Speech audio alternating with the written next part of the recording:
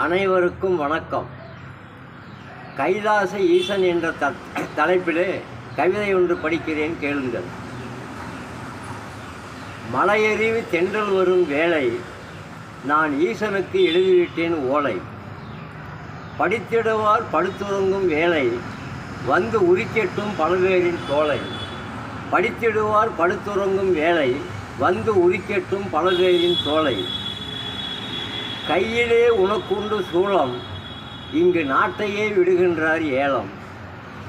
மதுவினால் நாட்டிலே அலங்கோலம், இந்த பூமியிலே பிறந்தது கலிகாலம்.